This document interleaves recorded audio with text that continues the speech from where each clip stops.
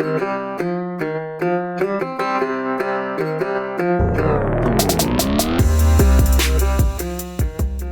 up, everybody? It's Dan from Binder Boneyard coming at you from the office. Rained like hell last night. The weather is slowly turning better. It's still cold, but it's getting better. Anyway, thank you for joining in. Appreciate all the listens. I'm sorry I missed last week.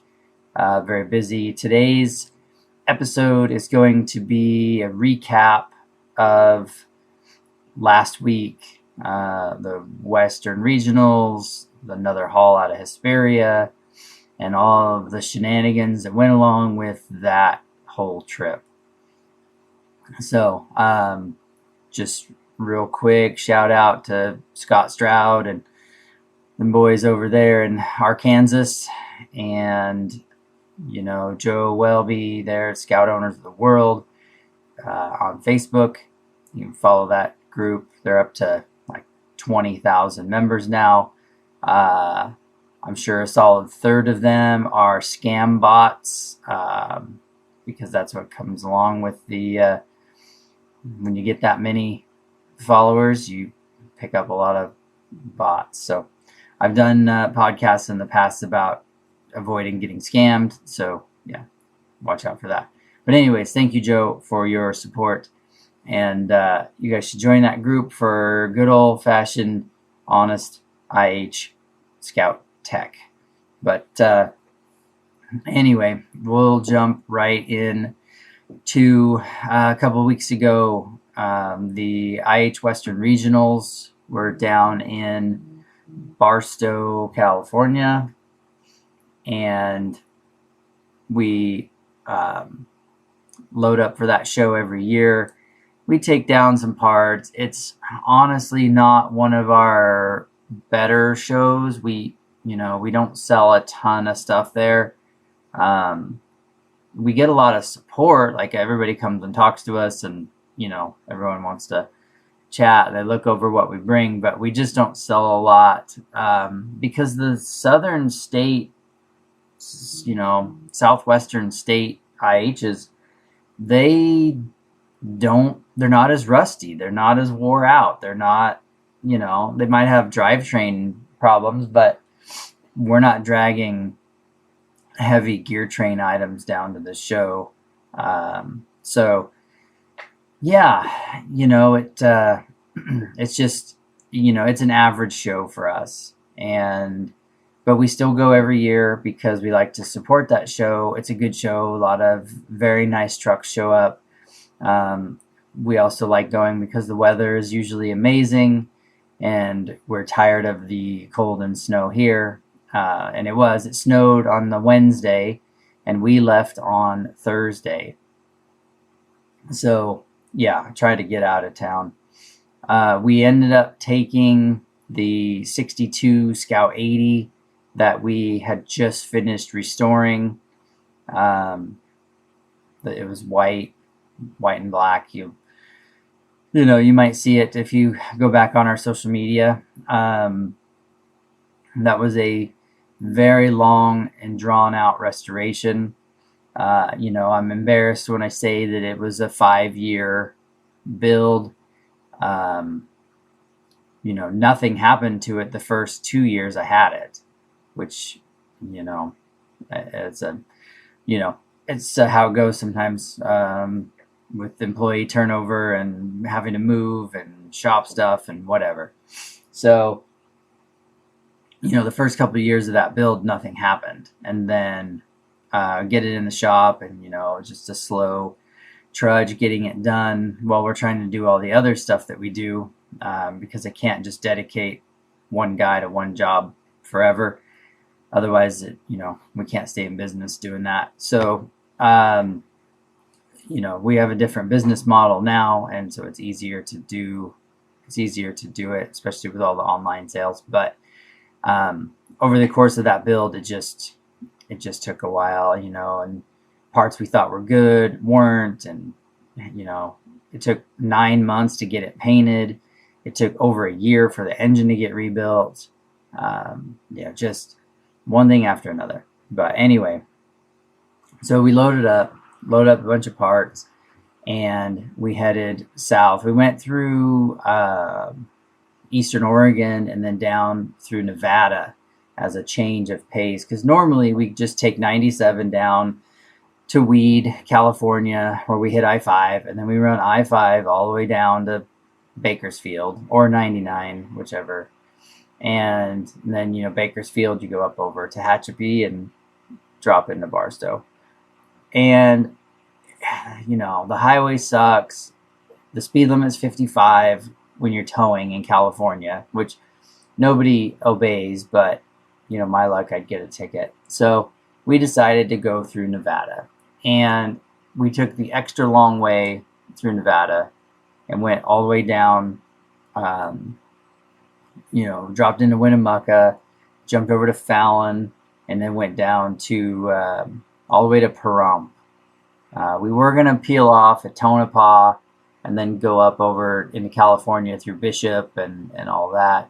But there were no hotel rooms anywhere, which was weird for a Thursday night. But so we went all the way to Pahrump, stayed at my favorite place in Pahrump, which anybody that's been to Pahrump will probably roll their eyes. Saddle West.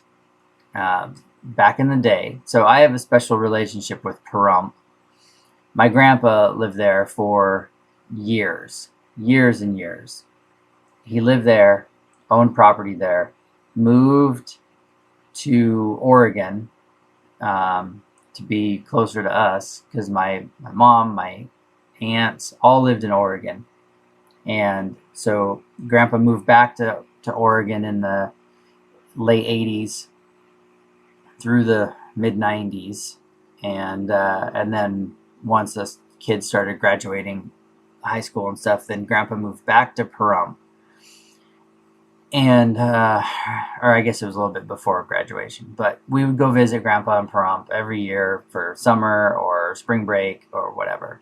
And so Pahrump has just kind of I don't want to say a special spot, because Parump's not that amazing, but just going. So when I was a kid, really the only hotel in Pahrump, because Pahrump used to be tiny, was this hotel called Saddle West. And it was a casino hotel. And I remember my grandpa playing blackjack there occasionally. And he used to bring us, for our birthdays, we would get silver dollars. And because at the time, there was casinos still paid out in coins. And so every year, I'd get like 10 silver dollars. And I still have a bag of silver dollars hidden away that were from him.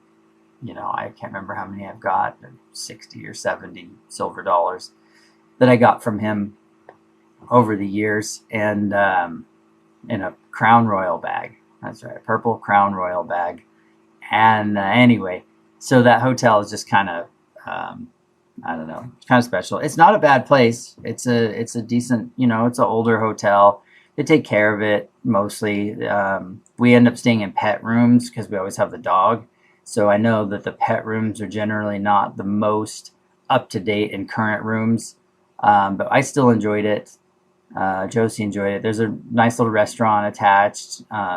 So anyway, there's my commercial for Saddle West.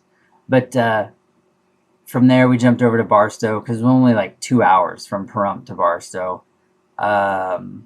So headed over there on Friday. We couldn't check into our campsite till like noon or something, which was fine because no one was there anyway. So we got set up early, and started setting up our stuff. Got the Scout out. A lot of people looking at it. A lot of people liked it. Got a ton of compliments, which was real nice. Later on Friday afternoon, Sean from Anything Scout showed up with the Race Terra. And that was the Scout that they built to race the NORRA Mexican 1000. And it's kind of a big deal. And the Scout they built, to build a race car in like 5 months is pretty incredible. And I mean, I use the term race car loosely because it is a Scout, but we provided the front axle. I did a cut and turn and a 456 gear setup in it. And then we also provided the Dana 20 low gear setup with advanced adapters, 32 spline output, and then also our heavy duty tie rod and drag link set. So those parts are on that Scout.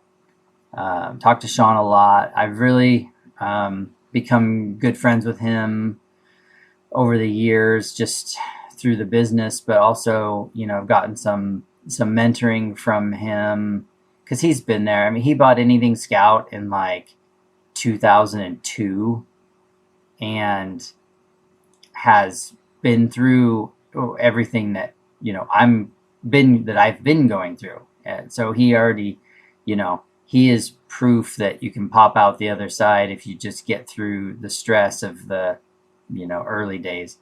And so anyway, so Sean and I, we spend a lot of time talking about businessy things, but anyway, so checked out the Race Terra.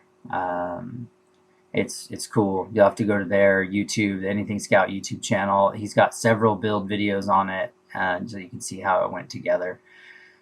So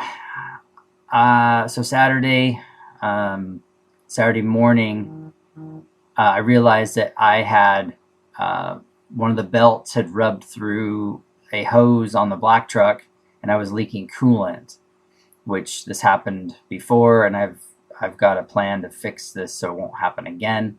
But anyway, I had to run into Barstow to get a hose to repair the damage on the black truck. So I ran the little white Scout into town, which it was great. 65 on the highway, just cruise. The 196 with the 4-speed and 373 gears it's perfect, in my opinion. Just great. And so ran that into town, got my hose, came back, worked on the truck in the morning. While I was working on the truck, the rest of the show was out at there's some trail rides and some cruises and some, go to the ghost town and that kind of stuff. So there wasn't a lot of selling going on, and Josie was manning the table, but she was still talking to everybody. Good show. We did sell some stuff. The highlight, of course, was winning Best of Show with that Scout. There was a lot of very nice trucks there, and in the end, we pulled off Best in Show, I think just because of the fact that it was a modified Scout, but it was modified with other Scout parts, and it was really tasteful and clean. All of our updates were nice and subtle, nothing really gaudy, and I think that's what got it for us, I believe. It's hard to say, but so loaded up. We were delivering that Scout to Gilbert, Arizona.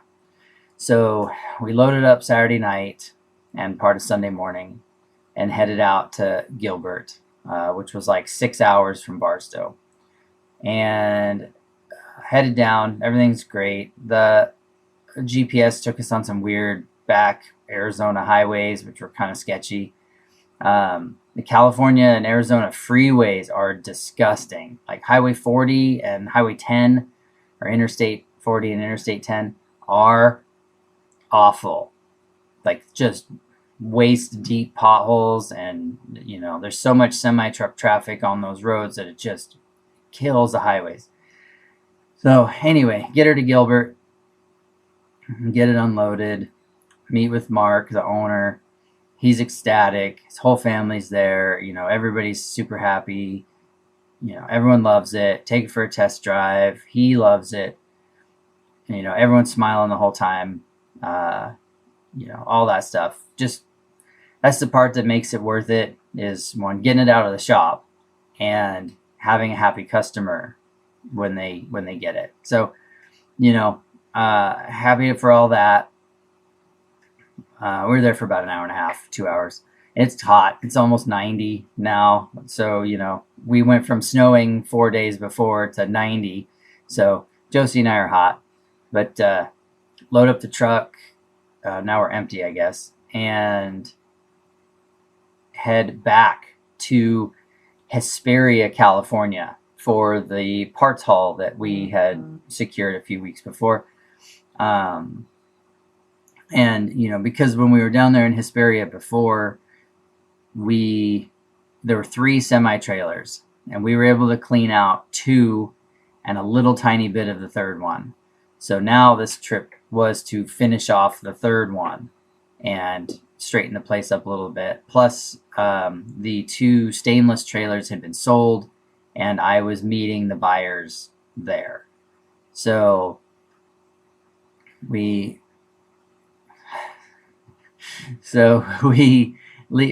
partway through Arizona. We bust into California. It's late. We're trying to get to the hotel. I was trying to push it all the way back to Hesperia, which I was planning on doing. We're trying to get back to Barstow. We had a hotel room in Barstow. So, middle of nowhere, California, I pull into this diesel station, and they want $8 a gallon for diesel. And the needle was down towards empty, but I was like, you know what? I'm not paying these freaking guys $8 a gallon for diesel. I had a can in the trailer that had like 4 gallons in it. So I dumped in my 4 gallons of diesel and hit the highway. We were 50 miles from the next fuel stop. I'm like, okay, I got 4 gallons here, and who knows how much is still in the tank. If I get 10 miles to the gallon, we'll make it. Just barely, but we'll make it. Well, it was hilly, and there was a headwind, and we did not make it.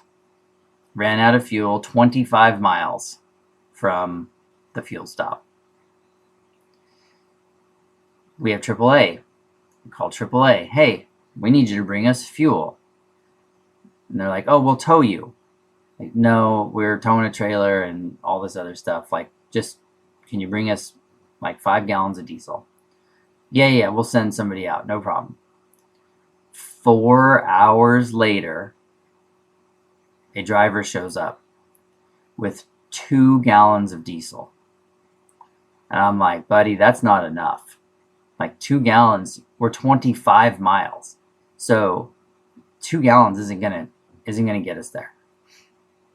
Hey, sorry, bro. That's all they'll let me bring. That's all AAA allows, is us to bring you 2 gallons. Okay. So I was dumping in quarts of ATF and steering fluid. I dumped in a gallon of oil that I had. I dumped in all of my burnable fluids into the tank to go along with the 2 gallons of diesel that he brought. Because the mechanical diesel, you can burn that stuff. Like, it'll burn most of that stuff. I run ATF through it occasionally just to help keep the injectors clean. But anyway, we did not make it. We ran out of fuel 10 miles from this fuel stop. AAA said, okay, we'll bring you 2 more gallons. We're like, no, please bring us 5. No, can only bring you 2. Josie calls the tow company that's actually responding. Hey, please bring us 5.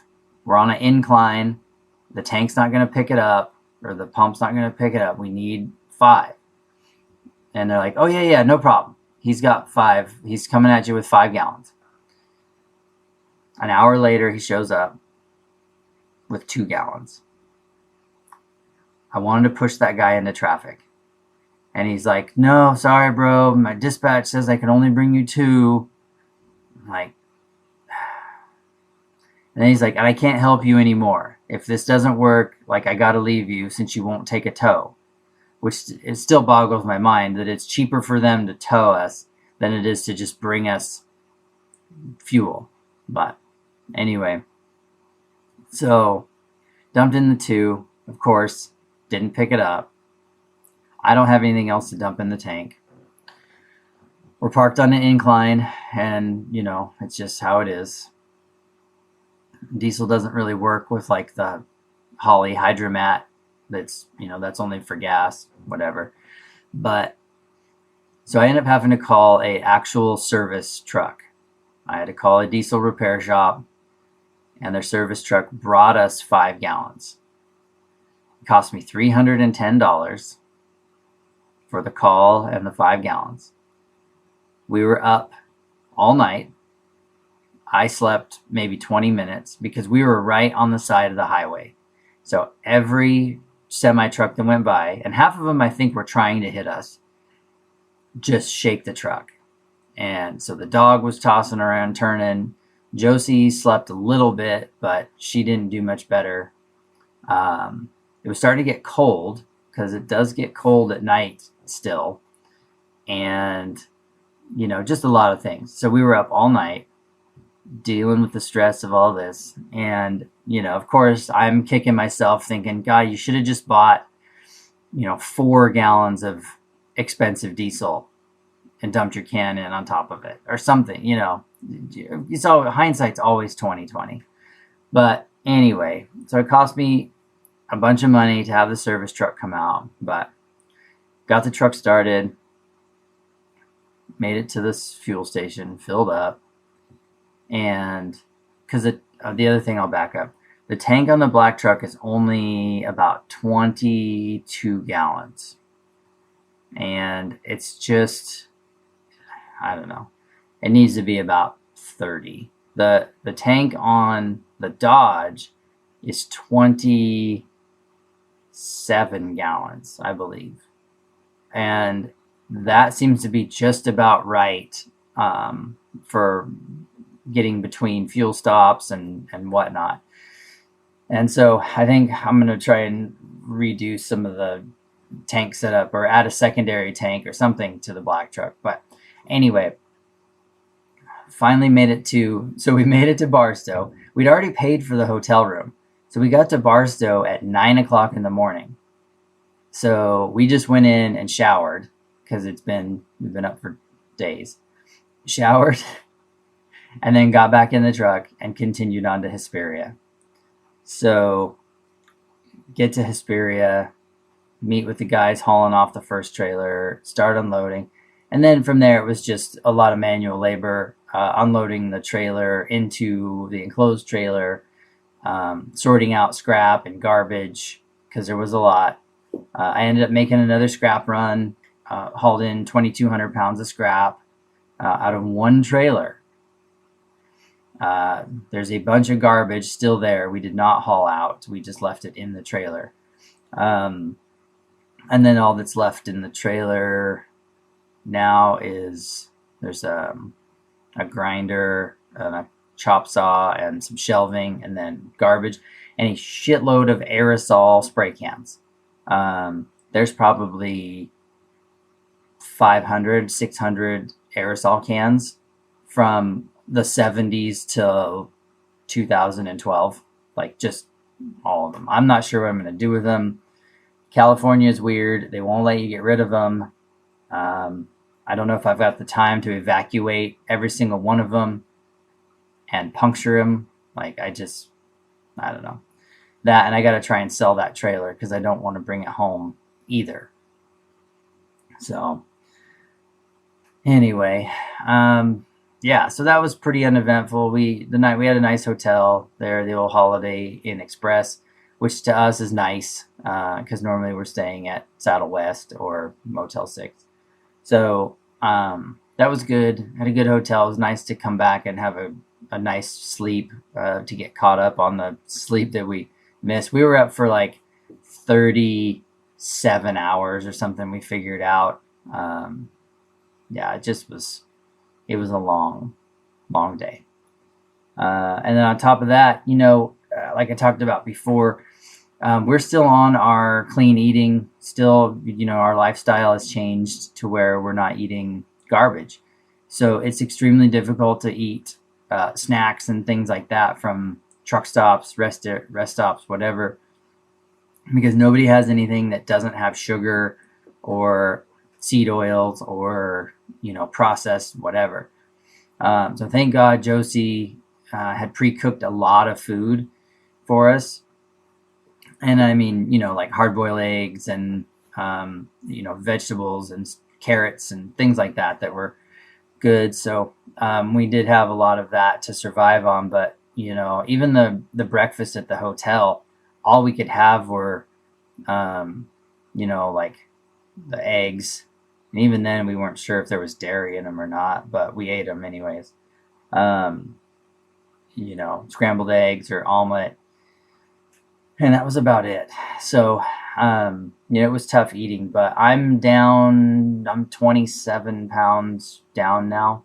I lost 5 pounds on that trip, whether it was from the stress or just hard work or what. But anyway, I dropped a bunch of weight there too. But the load up was fairly uneventful. And then one thing I did have to do. So the tires on the black truck are getting kind of slim, and I was trying to push it for one more trip because we're going to nationals in June in Ohio, and I plan on putting new tires on the truck before we head to Ohio. Well, that hot Arizona asphalt just eats rubber, and by the time we made it back from Gilbert to Hesperia, my front tires were damn near bald. Like the wear bars were worn off. Like they were slick. So one of the days I had to run down to the Hispanic tire shop and get 2 new front tires. The rears were okay still, but the fronts were wearing out. So had to throw some tires on the front just for peace of mind getting home, which was fine because I paid for the tires pretty much with what I made in the scrap haul, at least a portion of it. Yeah, so it wasn't a cheap trip between having to put tires and my diesel mistake and all that. It definitely ate into any profit we made on this haul. But anyway, got all this stuff home. The drive home was pretty uneventful. Of course, when we got home, it was raining. But it did get nicer. But yeah, I think the drive home, we didn't have any problems. I stopped at IH Parts, got some stuff for some builds we're working on. I always enjoy stopping there and talking to Jeff. Michael Dymock is my brother from another mother, and or we call him Gingerbeard. And yeah, so it's just always a nice stop. But anyways, we made it all the way from Hesperia to Redmond in one shot, and we did stop at In-N-Out on the way home, and we did cheat. I did have cheese on my burger, no fries, and no bun, but it's still good. It was still amazing, and that was my cheat for the whatever. But it was good. I enjoyed it. In-N-Out is always one of those California stops that we like to make, just as dumb tourists or whatever. But we enjoyed it.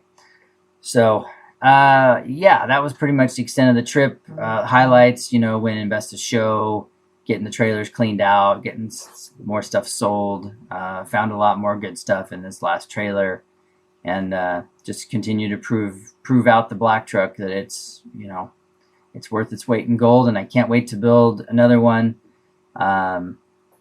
We'll go over that. I might do a future podcast about dream build for another 360 powered Travelette that I have planned. So look for that podcast in the future. But anyways, I appreciate you guys listening. Thank you for all the donations. Thank you for the subscriptions and the follows and the likes and the shares. And I love every single one of you. And until next time, I'm Dan for Binder Boneyard.